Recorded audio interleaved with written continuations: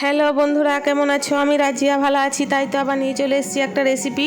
চলো তোমাদের সঙ্গে আজকে শেয়ার করি একটা স্বাস্থ্যসম্মত রেসিপি। অনেক তো হলো মাছ মাংস, এবার মাছ মাংস খেয়ে যদি মুখ হয়ে থাকে পান, সেটা তো এইভাবে তোমরা একদিন বানিয়ে খেও।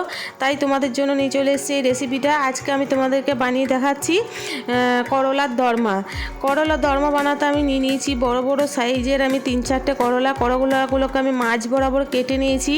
কেটে আমি ভিতরে শাঁসটাকে চামচ দিয়ে বার করে নিয়েছি। দুটো আলুগুলোকে আমি ছুলে একটু গ্রেট করে নেব। তোমরা এটা সেদ্ধ আলু ব্যবহার করতে পারো, আমি এটা গ্রেট করে নিয়েছি। এভাবে নিচড়ে আমি আলুর থেকে রসটা বার করে নেব, যেন তেলে দেওয়ার সময় যেন ছিটে না লাগে। তার জন্য আমি এটা বার করে নিলাম। দিয়ে দিলাম আদা রসুন বাটা, কাঁচা লঙ্কা বাটা, স্বাদ মতো লবণ, আর দিয়ে দিলাম লঙ্কা গুঁড়ো, হলুদ গুঁড়ো, একটু মতো জিরে গুঁড়ো। দিয়ে দিলাম একটা ডিম। একটা জায়গায় তোমরা দুটো ডিমও ব্যবহার করতে পারো, আমি একটা ডিমই দিয়েছি। ডিমটাকে দিয়ে ভালো করে আমি নাড়িয়ে চাড়িয়ে মেখে নেব। তোমরা এইভাবে বাড়িতে একদিন বানিয়ে দেখো, সত্যি এটা যে না খেতে তিতো লাগবে না। তোমরা এটা বানানোর সময় একটু লাল লাল করে একটু ভেজে নিও, তাহলে তিতোটা অনেক পরিমাণে কম লাগবে। আর করলার জিনিস একটু তিতো খেলে ভালো লাগে।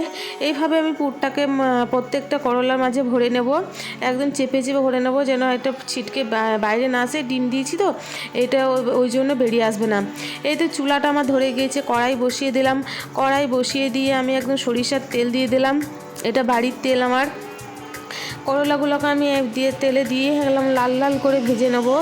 এই নাড়িয়ে চাড়িয়ে এরকমভাবে এপিট ওপিট করে ভেজে নেবো।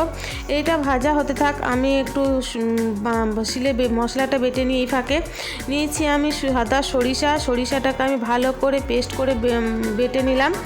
বেটে নিয়ে দিয়ে দিলাম আমি দুটো পেঁয়াজটাকে তোমরা স্কিপও করতে পারো অথবা না দিতেও পারো।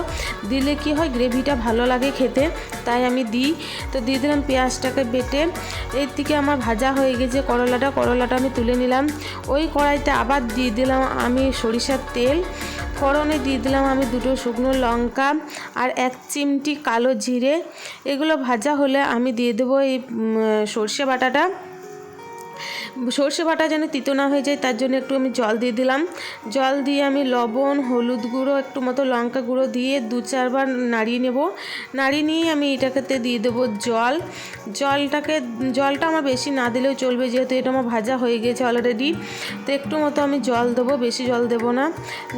জলটা ফুটে আসতে না আসতে আমি দিয়ে দিলাম করলাগুলোকে দিয়ে আমি ঢাকনা দিয়ে প্রায় 10 মিনিট একদম অল্প আছে এটা আমি রান্না করে নেব। একদম সেদ্ধ হয়ে এসছে, তোমরা দেখতেই পাচ্ছ। এরকম হালকা গ্রেভি থাকবে, সেই সময় আমি এটা নামিয়ে নেব। এটা বেশি ঝোল ভাল লাগবে না। এই তো আমার হয়ে গেছে করলা একদম দরমা। তোমরা এভাবে একবার বানিয়ে দেখো, সত্যি এটা তিতো খুবই কম লাগে। অনেকে ভাবে করলা মানেই তিতো, কিন্তু এটা তিতো অনেকটাই কম। গরম ভাতের সঙ্গে তোমরা একবার ট্রাই করে দেখো, সত্যি খুব ভালো লাগবে। আর কেমন লাগলো ভিডিওটা আমাকে জানিও, আর আমার চ্যানেলটাকে সাবস্ক্রাইব করো আর আমার পাশে থেকো।